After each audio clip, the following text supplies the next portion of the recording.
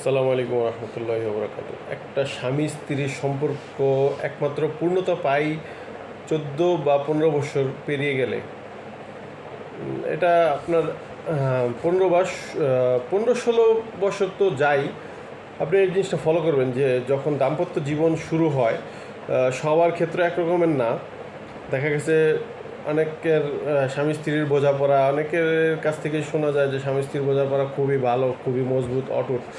কিন্তু অনেকে কিন্তু উপর দিয়ে আই ওয়াশ করে, এটা কিন্তু বোঝা যায় না। যে দেখা গেছে আপনার নেগেটিভ পজিটিভ মিলে স্বামী স্ত্রীর সম্পর্ক হতে হবেই, এটা স্বাভাবিক বিষয়। দেখা গেছে স্বামী যদি আপনার কঠোর হয় তাহলে স্ত্রী নরম হবে, স্ত্রী যদি নরম হয় তাহলে স্বামী কঠোর হবে, এটাই স্বাভাবিক। কিন্তু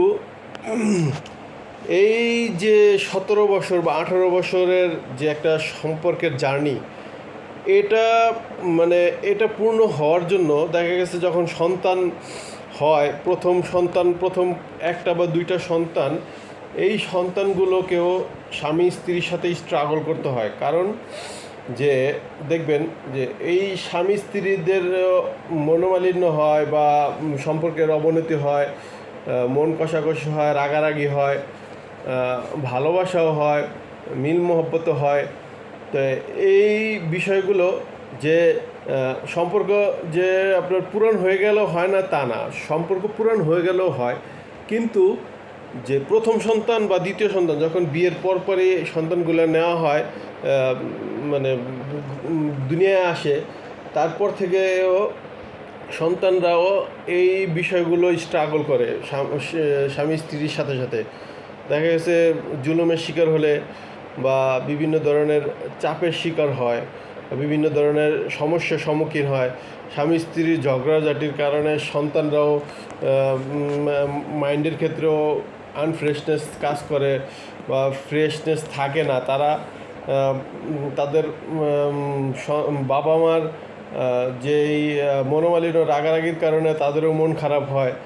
এজন্য দেখা যায় যে প্রাথমিকভাবে যে সমস্ত বাচ্চা কাচ্চাগুলি বড় হয়, ওই বাচ্চা কাচ্চাগুলি বাবা মার ভালোবাসা থেকে তারা বঞ্চিত হয়। দেখা গেছে যে যদি মা যদি একটু শক্ত টাইপের হয় তাহলে সন্তানদেরকে তারা খারাপ ব্যবহার করে। বাবা বা বাবারও যদি শক্ত মনে হয় তাহলে সন্তানদের উপর অত্যাচারটা বেশি এই শক্ত মনের বাবা মাগুলোই করে।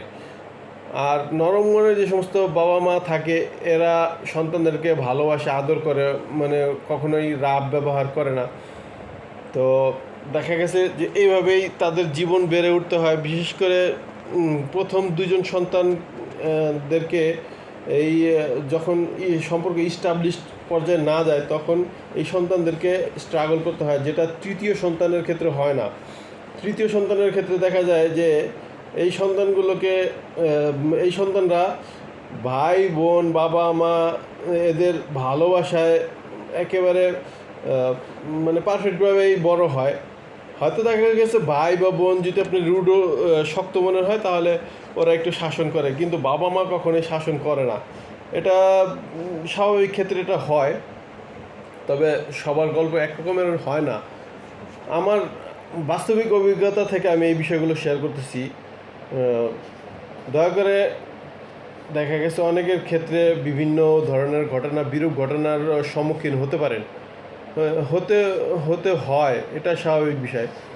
তো অতএব সব বিষয়ই আল্লাহ তাআলার তরফ থেকে আমরা স্বাভাবিকভাবে নেওয়ার জন্য চেষ্টা করব, যেহেতু সব কিছু আল্লাহ তাআলার তরফ থেকে আসে। কারণ দেখবেন অনেক চেষ্টা করার পরেও সুখ আসে না, কিন্তু অনেক কম চেষ্টা করার পরে সুখ আসে।